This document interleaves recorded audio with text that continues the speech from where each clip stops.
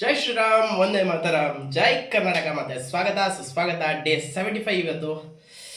ನಿನ್ನೆ ಮೊನ್ನೆ ಜಿಮ್ ಇಲ್ಲ, ಟ್ರೈನ್ ಉದ್ದಕ್ಕೂ ಬೆಂಗಳೂರಿಗೆ ಹೋಗ್ಬೇಕಾದ್ರೆ ಏನು ಸಿಕ್ತು ತಿಂದು ಎಳ್ದಿದ್ದೀನಿ.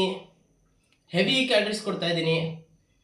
ಏನಾಗುತ್ತೆ ನಿಜವಾಗ್ಲೂ ಗೊತ್ತಿಲ್ಲ. ಬಾಡಿ ಪ್ರೋಟೀನ್ ಅಂತೂ ಕುಡಿತಿರೋದು ಒಂದೇ ಒಂದು ಸ್ಕೂಪ್ ಪ್ರೋಟೀನ್ ಶೇಕು, ಜೊತೆಲಿ ಪ್ರೋಟೀನ್ ಶೇಕು ಖಾಲಿ ಆಗ್ತಾ ಬಂತು.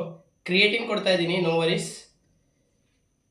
ಯಾವ ಥರ ಆಗುತ್ತೆ ಟ್ರಾನ್ಸ್ಫಾರ್ಮೇಷನ್ ಅನ್ನೋದು ನೋಡೋಣ. ಡೇ 90ಗೋಸ್ಕರ ವೆಯ್ಟ್ ಮಾಡ್ತಿರೋರಿಗೆಲ್ಲ ಥ್ಯಾಂಕ್ ಯು, ಧನ್ಯವಾದಗಳು ಇಷ್ಟು ದಿನ ನನ್ನ ಜರ್ನಿಲಿ ಇದ್ದಿದ್ದಕ್ಕೆ. ಎಸ್, ಇವತ್ತಿನ ಟಿಪ್ ಆಫ್ ದಿ ಡೇ ಬಂದು how to train a muscle.